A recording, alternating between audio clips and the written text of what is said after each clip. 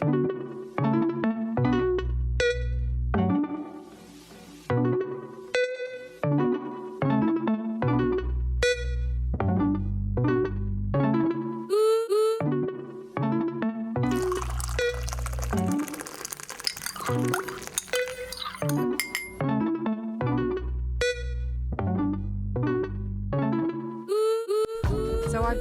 I've just seen Kate's snow. I haven't got snow where I am. But at the time of speaking, this time last week, it was snowing where Kate was. Yeah, it is. Everywhere's getting a little bit white. I didn't know that was forecast. I've got to go out later. Oh, we'll get your snow boots on. I did hear that it was going to snow. At the time of Kate and I talking, Storm Kiara. It was horrendous. Did you have the wind about 3 o'clock in the afternoon yesterday? The wind, and literally the rain was horizontal. It was. Did you get that? Yeah. Oh, See, I was meant to be like going. I was at a party with Phoenix, and then I was meant to be driving him to Liverpool where he was doing a photo shoot, and it was horizontal rain, and I just called them and I was like, "Has anybody else cancelled?" And they said yes, and I went, "Well, I'm really sorry, I'm not going to come." Yeah. Because there was one bridge which I think was probably closed that I was going to have to go over. So yeah, crazy weather in the UK. Right, we're back again with the second in our tea break pod series. Have you got your cup of Kate? I have. I got a lovely hot cup of tea. Mine's actually a bit lukewarm, and I did confess to you that I am that person that doesn't often finish my cup of tea, and I know that is quite a bugbear of yours, isn't it? It is. It's my husband, and he doesn't, and then I pick it up quickly thinking that it's an empty cup. It's not, it's full and it goes everywhere. But apparently he does that to his PA as well. Oh, you and his PA, you lucky pair. Yeah. Three people in marriage. If you didn't hear our first tea break pod, what we're doing is short 10-minute snippets of a bit of a chat with Kate and I. I'm going to mix it up a bit because we are going to be answering your questions, but in this particular tea break pod, we've got a chat, so it's not going to be your questions this time. That's not to say they won't come. You can email us, info@thefertilitypodcast.com. One of the things that fell into my inbox this week was an email from the PET, the Progress Educational Trust, who in October last year launched their Extend the Limit campaign. I don't know if you're aware, but if you freeze your eggs for social reasons, there's a 10-year storage limit. So basically, if you're, I don't know, late 20s, even early 20s, and you're thinking, right, my career is taking off, I'm going to be really proactive, I'm going to freeze my eggs. Say you do it at 23. By 33, that's it. You've got to kind of get rid of them. So if you're not, and that's almost ready, too early, isn't it? This is the issue, exactly. And so the PET were campaigning for a change, and what's great to hear is that the government have announced a public consultation on gamete and embryo storage, including extending the 10-year storage limit for eggs frozen for non-medical, which is social reasons. So we're still waiting to hear what the outcome will be, but the fact that they're going to be discussing it is great news. It really is. And if you think that women are encouraged to freeze their eggs as early as they can, so in their 20s, because you're going to have the most healthy eggs at that point, if you're keeping it with the 10-year freezing, that is just ridiculous. Well, you almost can't encourage women to do it earlier if you then can't continue it further. Well, it's devastating. There are women who are like in their kind of 40s who are now faced with having to get rid of their eggs. Yeah, what a horrible decision. It's a horrible, horrible decision. And what I'm going to do is I'm going to put some of the actual case studies of different women that the PET shared this in the show notes for this episode, because we haven't really got time to talk about it right now.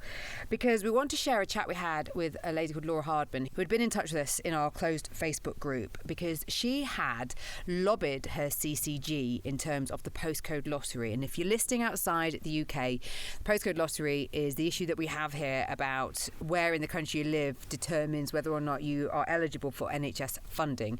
And it's a big bone of contention, and there's been lots of people trying to lobby their CCG, some successfully, some not. And Laura was successful, so have a listen to her explaining what went on. There was two things on the table. One was to reduce it to one cycle, or to, as I say, completely eradicate the funding altogether, which would have saved them, I think it was around 200,000 a year. They were holding a public kind of consortium, which was quite hard to find the details of. I just emailed a lot of different people and tried to find out where it was going to be and if it was open to the public or not. I think the reason we felt so kind of empowered to do it at this point, by the time the meeting came around, I knew that I was pregnant. I just felt like I have to say something about this, specifically the importance of 2 cycles. It was a meeting with the CCG. We just listened to the plan that they outlined and how much it was going to save them. They gave us statistics on the effectiveness of 1 cycle of treatment and how low those numbers are. And that was kind of my first point with them, really, was to say, you're not giving us any information on the effectiveness of 2 cycles, which is effectively what you're arguing about here,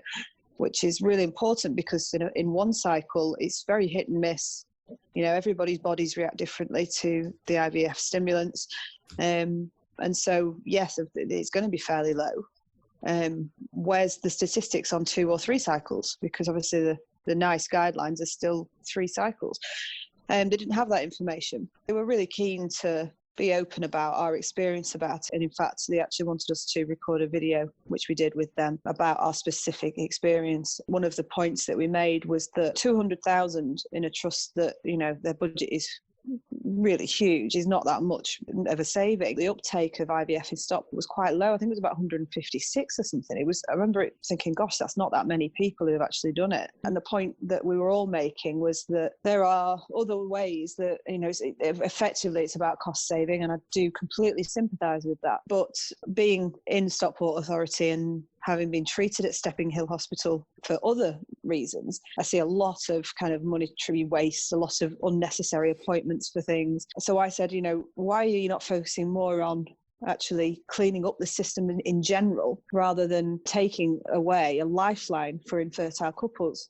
Specifically, I think the reason why 2 cycles are so important is because it's only during the second one you sit down with the doctor and you go, okay, so what happened during the first one? What worked? What didn't work? How could we tweak things? Which is why the statistics for a secondary cycle are so much better than the first. That was kind of our main point. Also, there's very little NHS help in regards to actually finding the reasons for the infertility. So I said, look, if you want to save money on putting people through IVF cycles, then you're going to have to fund research into finding the cause of the infertility in the first place.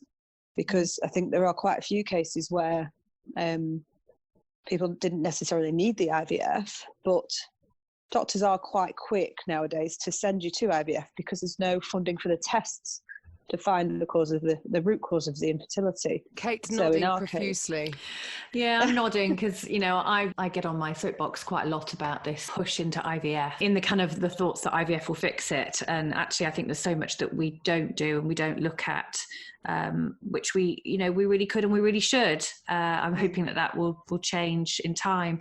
Actually, it's really interesting hearing you talk, Laura, because my local CCG, they cut their funding last year, and I've seen firsthand from women in my fertility support group in Stamford who have lost out as a result of the cuts. Just absolutely horrendous. And I agree with you on the fact that there is so much waste that happens, and it's almost like we just need to really think again and start again.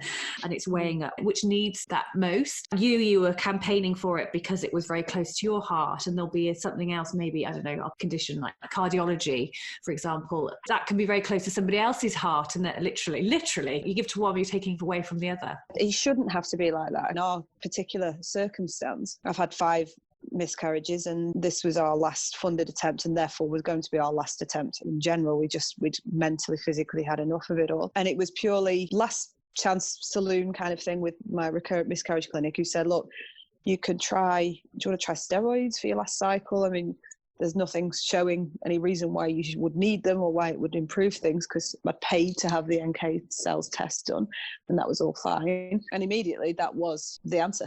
And I'm 26 weeks pregnant now. Yay! That was, it's great, amazing. And then I've racked my brains for the last 6 years going, what is it? Why is this happening? And without very little help from the NHS and through funding a lot myself in terms of try and find money to get private tests done, to see private gynecologists, to get second opinions, because it's such a grey area. Steroids in itself is quite a cheap fix. It's quite a cheap drug to produce, and we probably didn't need the IVF if if they'd have let us try that for my natural cycles early on 5 years ago, we probably wouldn't be in this situation now. And I probably would have ended up saving the NHS and myself quite a lot of money in IVFs and private testing. And I think there's just a lot to be said for the funding of the whole thing. In fact, I was listening to Jeremy Vine this morning. They were talking about the lack of emotional support available for people suffering with recurrent miscarriage and with infertility in general, and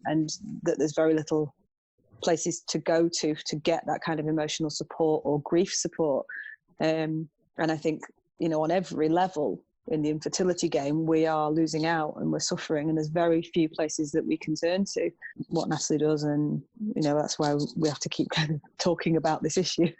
Well, Laura, one of the reasons that we were keen to talk to you was about the fact that you went and you took action and there was the result that you'd hoped for. And I appreciate that this is a very British conversation that we're having, and the podcast does go out to all sorts of places, but it's quite common knowledge that we have the postcode lottery in the UK. Mm-hmm. And it's also quite common knowledge, sadly, that there's still these conversations going on with CCGs. And what we wanted to just capture from you was that you decided to take action. And it's something that obviously Fertility Network UK encourage people to do. And is that one of the places that you went to try and get more guidance as far as lobbying MP and that type of thing? Yeah. Good. Yeah, it was. And they were really helpful, actually. I spoke to them a few times. It was before we went to the consortium, because I knew I wanted to be quite vocal when I got there. So I wanted to make sure, I came across and had a rough idea of what I wanted to say. I just got the impression from them that they really did need to hear the voices. And they said themselves that we were contacted quite a few times by different members from the CCG after we'd been to the public consortium, and they were all getting in touch saying, can you do us a video? Look, we need patient voices. This is what makes the difference. Because there wasn't an impression that they weren't on our side. But, this is from above their heads. This is coming from the trust, from the people, the money, basically. It makes such a difference if we can get you on video and tell us your personal experience. Why it's so important to get involved in these things. Obviously, the result was a few months after that we got a phone call saying that they'd decided to hold off the whole thing indefinitely. So it will remain at 2 cycles right now. And that was just fantastic news, obviously. Incredible. And I'm not taking any credit for it. It was an effort on behalf of everyone from lots of different areas, not just ourselves who are actually going through the process. I think that actually having a voice is so, so important. Someone who's been through the process and sees where the pitfalls lie and where things could be improved. And they're open to it. They want to listen. They want to help and be able to fine-tune things and see where things are going right and wrong. And it's just so invaluable to get involved in these things. Laura, if somebody's listening and they've found out that they've not got funding, it's been cut at their CCG, and they're thinking, I haven't got it in me. I've been through X, Y, Z. I've been trying for years. I haven't got kind of the fight. What would you say? Because obviously, you described years of sadness, really, and recurrent miscarriage, and there's such frustration, and it's so unfair when you're struggling to get a positive pregnancy, and then to find that the funding has been cut, and then somebody's like, no, go and lobby your local CCG. It's like the last thing in the world you could possibly want to do. But what I love from you is if the point of the podcast, the point of the conversations that Kate and I have, and the reason that to talk to somebody like you is if we can just inspire one person to maybe write a letter or to maybe challenge their CCG a bit more, then together, as we've said, the voices can be heard. What would you say to someone who's like, I just don't know if I've got it in me? I mean, I sympathise with that, Gemma. I think anyone who's experienced any kind of infertility, you go through those moments of despair of just, just so tired with the whole thing. But I think that's a kind of a different, there's 2 aspects there. I mean, I think if you're just tired with the process, then you need to take a break. It's, that mental resilience is incredibly hard to keep going with. If it is due to the postcode lottery or getting rejected for whatever reason, like I've had friends who've rejected because of age or because they have endometriosis, all kinds of ridiculous reasons. I just think, this is your right. Infertility is not a lifestyle choice. Nobody chooses this path. Yes, we could choose to have children and to not have children. We don't choose to have medical issues which are preventing us, fixable in a lot of cases, issues that are preventing us from having children. That's what's kept me going over the last 6 years, is that I want to have the right to at least try. And I knew that something could be done. It's not, one of the points I'd made to the CCG was, this isn't a waste of money, because you're not treating people who are infertile, who cannot conceive. you have to go through vigorous testing to prove that you can produce eggs, you can ovulate, that your partner has adequate sperm levels and the such. So, you're already going through a lot of check boxes just to get to the point of being allowed IVF, which is hard enough in the first place. And and they're getting smaller and smaller. The box you're supposed to fit into is constantly changing. The ages is getting younger and all of this. I think also, Laura, it's worth kind of adding that I don't think it's just when it comes to IVF. So, for example, I often see women who have been refused simple investigations they've been refused by their CCG or refused by the clinic. And I've worked a number of times as an advocate for my patients and will contact the CCG on their behalf and say, look, this patient is entitled to this, say, for example, a HSG or hysteroscopy. It says in the fertility policy that they're entitled to this. Why aren't they being given it? And I've been successful in getting my patients that investigation.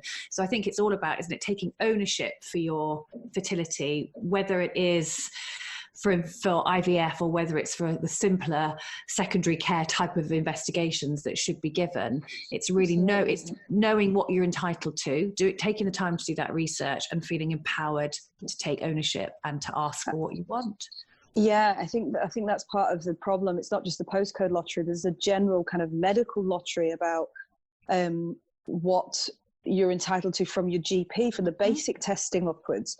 I've heard of people who, the forums I'm on, there's a 25-year-old who's been trying to conceive for 3 years, who is getting nowhere with her GP, won't even do the basic blood tests because he's just looking purely at her age. And it doesn't work like that. For instance, my fertility, I'm 35, but my fertility is something of somebody probably 5 to 10 years older than me. So it doesn't work in terms of age. But, we look at these medical professionals and we go, well, we're looking at you for answers. And so if he says it's okay, should I just okay, I'll just go back into my box and carry on for another year? And we have to find that strength to fight through that and to know what, like you say, are entitled to across the board, really. Okay, in that scenario of the 25-year-old, if the medical professional is saying no, what could their next course of action be? Well, I see this a lot, and the first thing I say to my patients is go and see another GP. So go and see the GP in the practice. That would be the absolute first thing to do.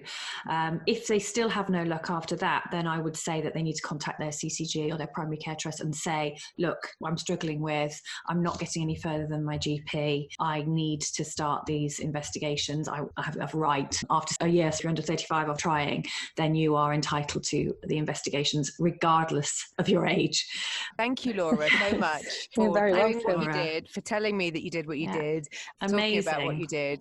Are you happy if people want to know the routes that you took? If we say people can get in touch? Yeah, I'm more than happy to help. I also run an IVF support group locally. I'm based in Cheadle-Hulme near Stockport. And anyone wants to join that, then get in touch with me by all means. Cool. Awesome. We'll put your details on the show notes. It's so good to hear these positive stories, isn't it? And we'll put the details of Fertility Network for how you can get in touch with them to get they've got some templates of things that you can use if you do want to write a letter to your MP. I think it's such an important thing for people to hear that it can happen. Yeah, absolutely. Change is only going to happen if we stand up and take action. So absolutely. Totally. So that's it for our Tea Break Pod. We hope you liked it. Let us know. You can rate and review, subscribe and share this podcast in your favourite podcast app, because that's what helps other people find us and it makes us feel loved, especially if you give us 5 stars. And of course, you can get in touch with us on our socials. I'm at Fertility Poddy. And I'm at Your Fertility Journey. Normal episode length will resume next week. Until the next time.